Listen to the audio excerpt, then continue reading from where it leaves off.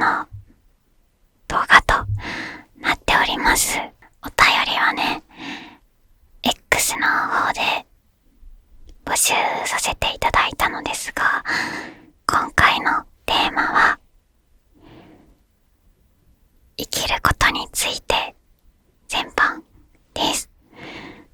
で、そもそもなんでこのテーマでお話しする動画撮ろうかなって思ったかっていうと、私自身も生きることについて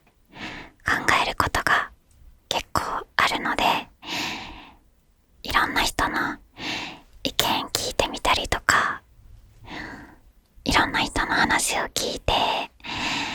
何かみんなで共有できるものがあったらいいなと思って、今回このようなテーマで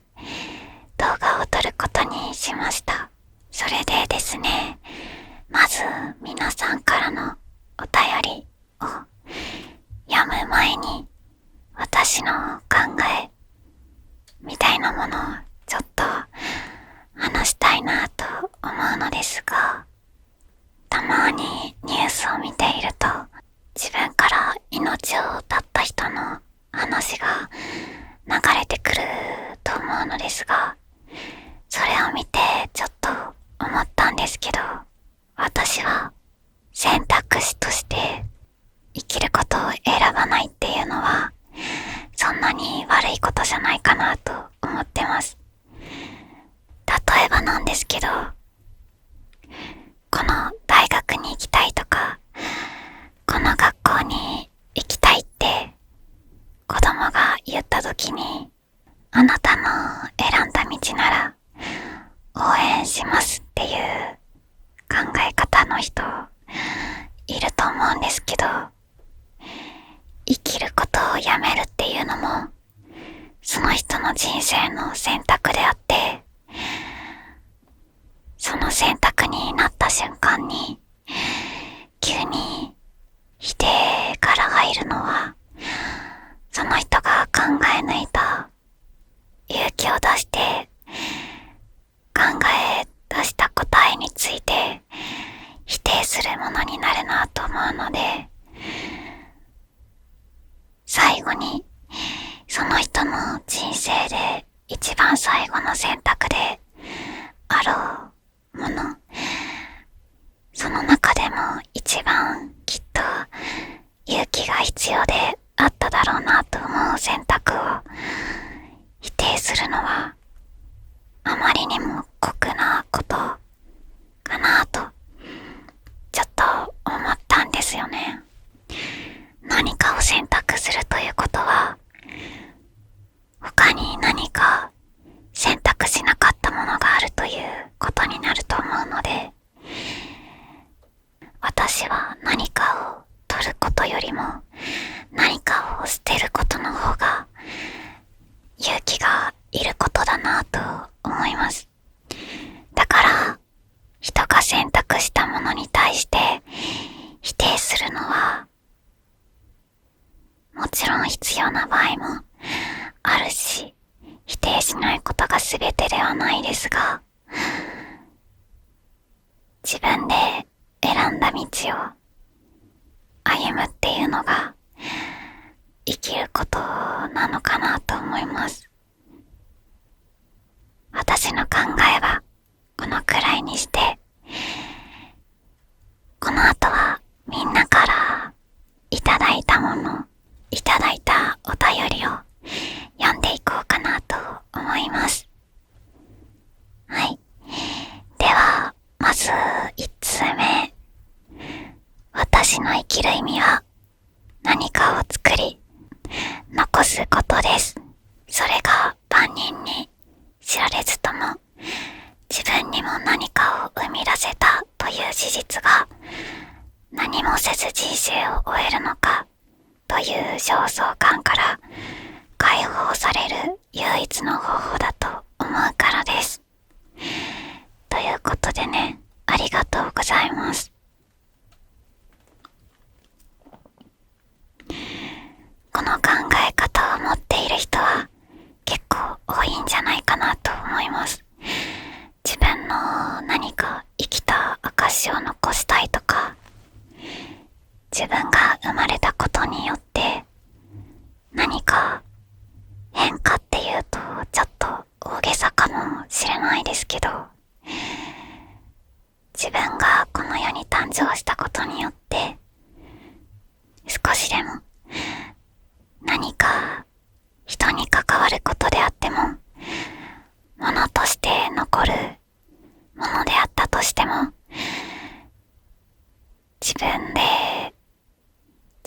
が生きた証を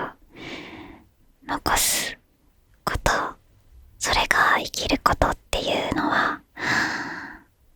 多くの人が持っている考え方なのかなと思います。多分私もその一人ですね。何もできなかった時の自分って、すごく生きている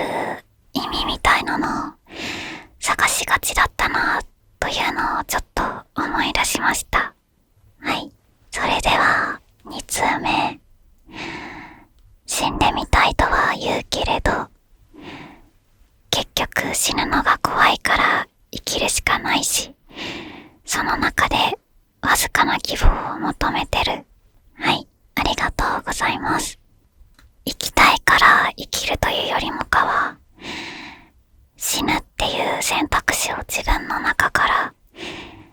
消すと生きるという選択肢が残るという考え方ですかね。せっかくこの世に命あるものとして生み落とされたのであれば、何か希望を求めてみるというのもいいのかなという考え方なのかなと思いました。希望を持たないという人もいれば、希望を持つことが生きることにつながるって思う人もいるのかなと思うと、なんだか面白いなと思います。じゃあ次、3通目。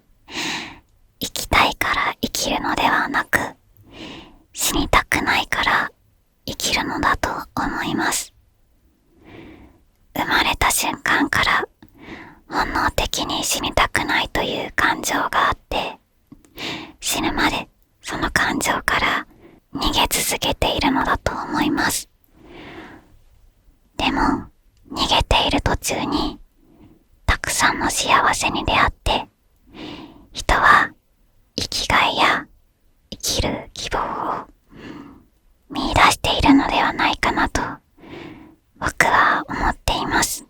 ちなみに僕の生きがいはまだ探し中です。生きててよかったと思うことは、さやちゃんに巡り会えたことです。ということで、ありがとうございます。人は生まれようと思って生まれることはできないから、生まれたその時から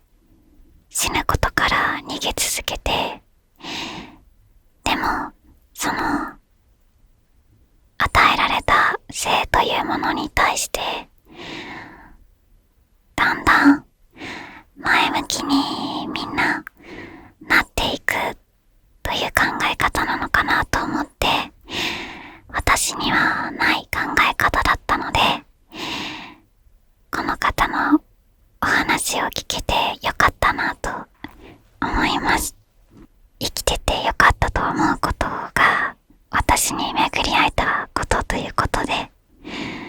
人との巡り合わせってほとんどが偶然でたまたまだなと思うんですけど、でもそれで人生が変わる人ももちろんいるし、そもそも人との巡り合わせでその人の人格だったり考え方ができると思うので、人との出会いなしに人は生きることはできないのかなと、そう思うと巡り会えてよかったなと思う人に出会えたこと、すごく素敵だなと思いますね。次、4通目。病む時もあります。何やってもダメな日があります。人に迷惑をかけてしまうこともあります。けど、すごくありがたいことに、いつもゲームに誘ってくれる友人がいます。17歳のガキなので、まだ人生には詳しくないと思います。でも、生きる理由なんて楽しいことが一つある。それで十分なのかなと思います。自分は恵まれているんだとおごりながら、少し気をてらって生きております。醜くはありますが、生きています。生きていく上で、癒しも必ず必要です。少し思考が悪い方にしかいかなくなってしまった時には、眠るようにしています。その際、とってもさよさんに助けてもらってます。いつも癒される動画をありがとうございます。それでは、ということでね、ありがとうございます。17歳とは思えない着物座った文章が届いたなと思いました。人って不思議ですよね。病んだり、今日は何をやってもダメだなって思う日があったり、落ち込んだり、後悔したりすること、生きていればそりゃね、たくさんあると思うんだけど、それでも生きている人たちがたくさんいるって、私はちょっとそれが不思議だなって思ったりもします。そういうネガティブなことが続いたら、後ろ向きになって人生をやめたいなって思うこと、それは変なことじゃないのかなって思うと、嫌なことがあったりしても、その中で何か楽しいことを見つけて生きていける人間ってすごいなーって。まあ私も人間なんですけど、同じ人間ながらすごいなーって思ったりします。きっと生きる上で大切なものって人それぞれ違うと思うんですけど、特に何が正解とか何が間違いというものはないよね。生きていく上でこれが大切だって自分で分かっていることが何より大切なことなのかなと思いますね。じゃあ次、いつも通りの日常の小さな幸せが一番の生きがいだと思います。ということで、ありがとうございます。小さな幸せが幸せだと気づけることがすごく私は大切なことだなと思ってます。当たり前の出来事って当たり前になっちゃうと、それを幸せって感じることが難しくなってしまったりするので、生きる上で当たり前のことを幸せだと気づけているっていうことがすごく大切だなと思います。それでは次、すごい嫌なことがあって生きてたくないって思うときは、夜景が綺麗なところに行って景色を見てると生きててよかったなと思います。なんというか落ち着くみたいな感じですかね。ということでありがとうございます。何か落ち込んだ時とか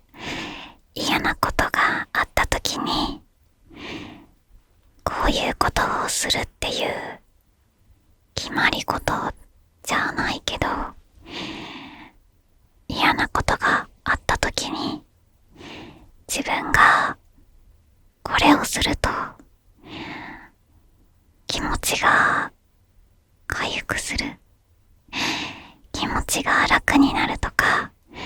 嫌だったことを忘れられるとか、そういうものが何か一つでもあると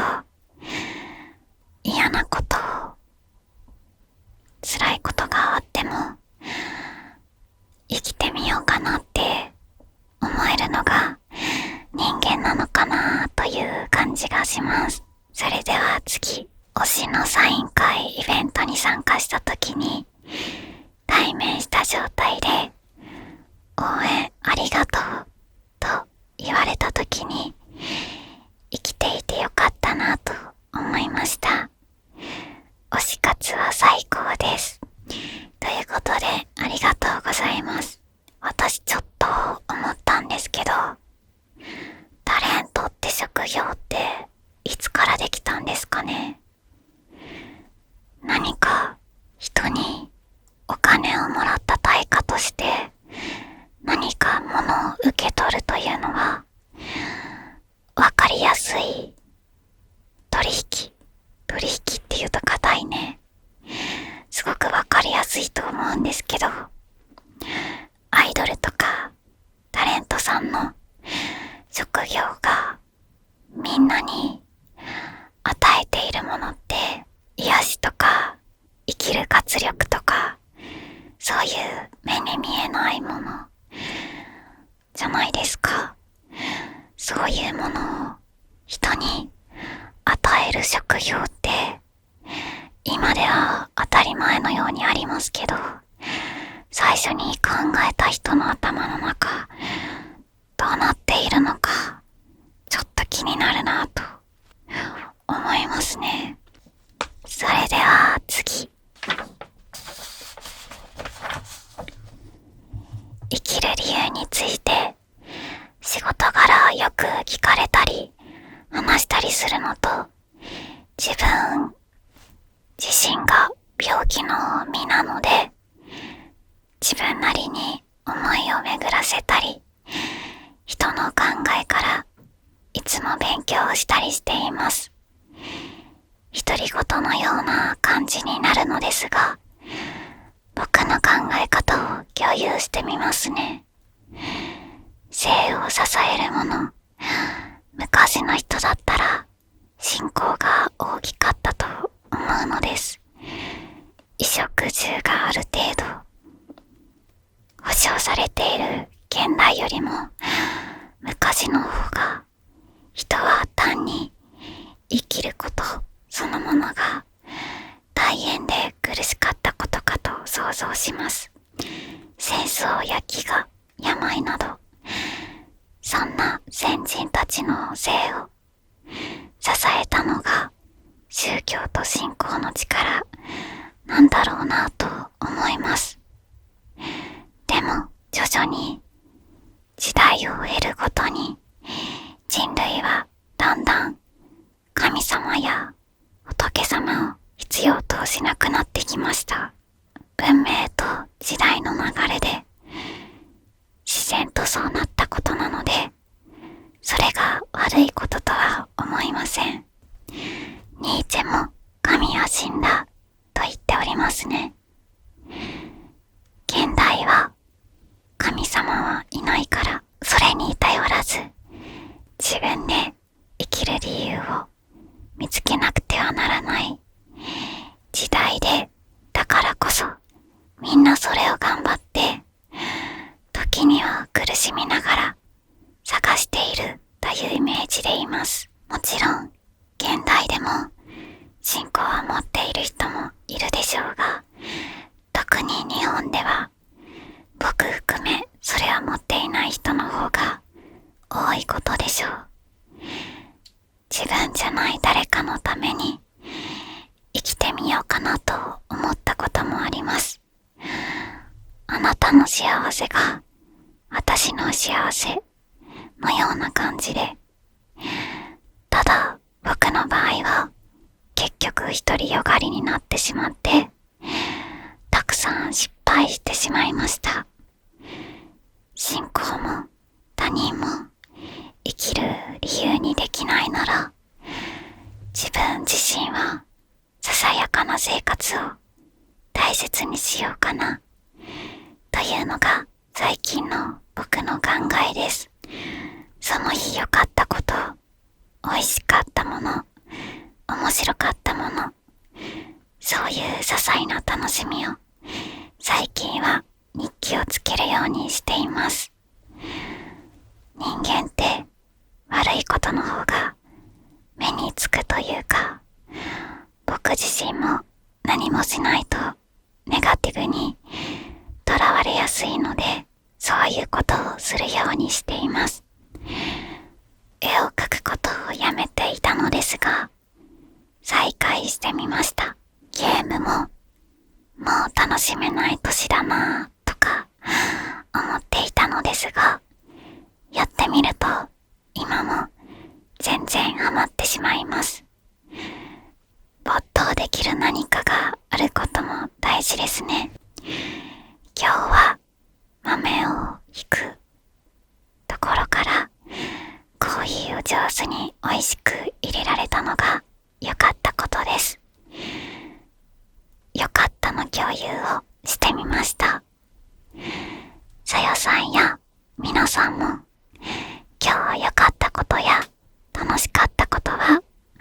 何かありましたか？ということでね、ありがとうございます。私結構アナログなんで紙にいただいたお便り印刷してるんですけど、まあいいや。ちょっと最初から見ていきますね。まず最初に、昔の人は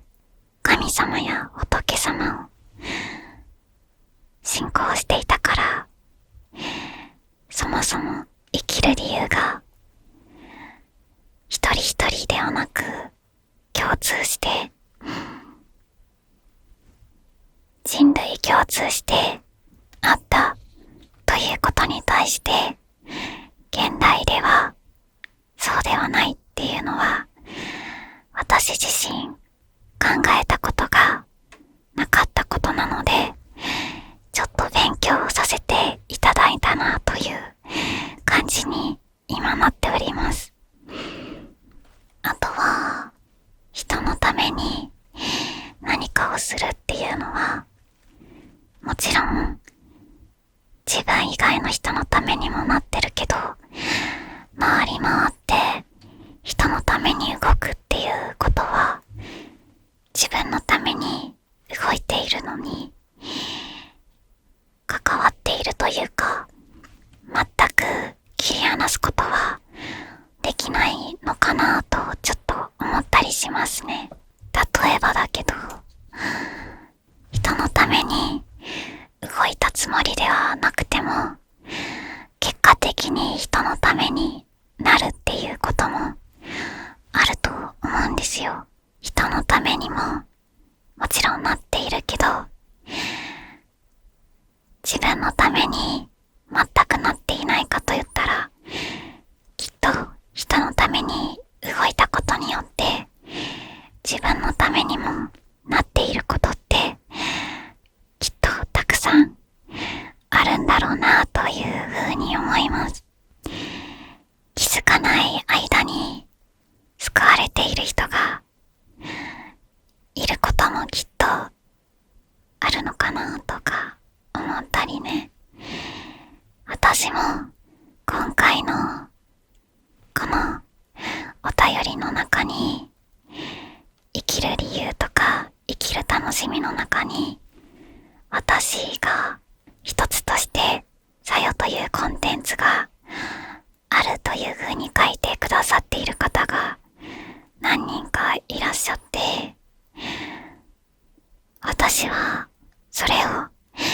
みんなから聞くことができたから実感することができたけど、言葉にして聞かなかったら実感できなかったんじゃないかなと思ったりね。それでさよさんや皆さんは今日良かったことや楽しかったことは何かありましたかということで、ありきたりな感じになってしまうんですけど、私は今日このお便りを何読もうかなって整理していたんですけど、私のことを生きることの楽しさの一つに入れてくれてる人が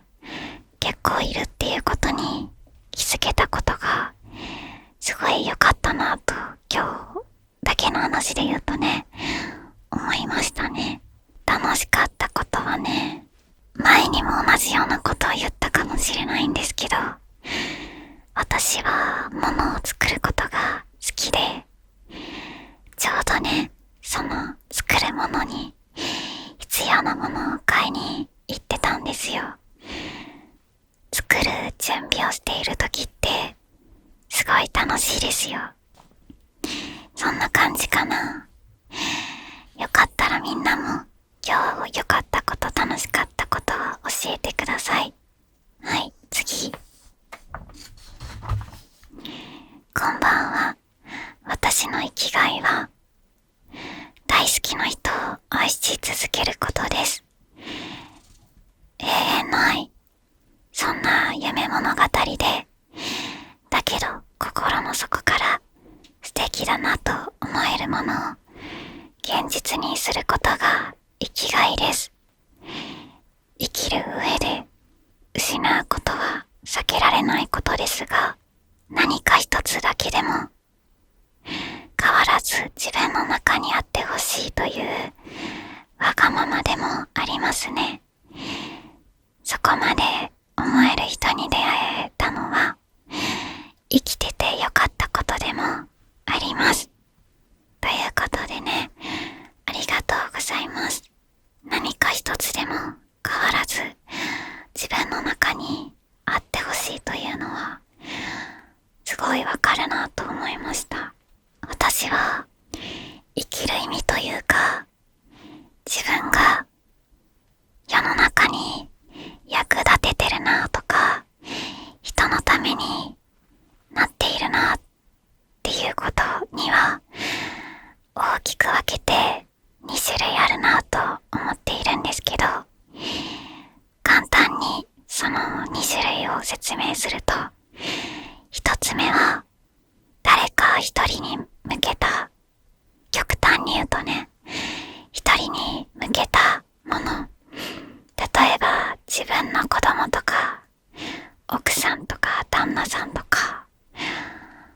何か一つに向けられた、満たされるっていう気持ちが一種類と、もう一種類は SNS で多くの人に自分という存在を知ってもらうっていう、さっき言った1対1のものに比べて、この後者のは1対100とか1対1000とか、多くの人にささやかだけど何か自分から提供することで自分自身も満たされるみたいなものかな。この2種類があるなと思っているんですけど、これを送ってくださった方は前者のに生きがいを感じているということですかね。じゃあ次。中学生の時、引きこもりになってしまったのですが、高校生になって世界が広がり、友達もたくさんできた頃に、生きててよかったと思うことができました。毎日学校行けてます。楽しいです。ということでね、ありがとうございます。こういった体験というのは、例えば今中学校だったり小学校に行けてない子たちに生きる希望を与えるようなものになりそうだなと思いました。意外と辛いなと感じている時とか落ち込んでる時って視野が狭くなりがちだったりしますよね。それじゃあ次、ご飯をお腹いっぱい食べて友達と夜までスプラトゥーンやって疲れたら寝る。こんなに幸せなことはないです。ということでね、ありがとうございます。すごいわかるな。私、小学生の時にすごくハマっていたオンラインゲームがあったんですよ。それでほぼ毎日ログインしてて、毎日ちのようにそのゲームの中で遊んでて、きっと今の私だったら、ゲームやってる時間があったら他のことにみたいなね、そういうことを考えそうな気がするんですけど、小学生の頃の私はそういうことを、あんまり細かいことを考えなかったので、毎日ゲームやってたんですけど、あれはあれで幸せだったなと思うし、今その生活に戻ることはできないなと思うと、かけがえのない時間だったなというふう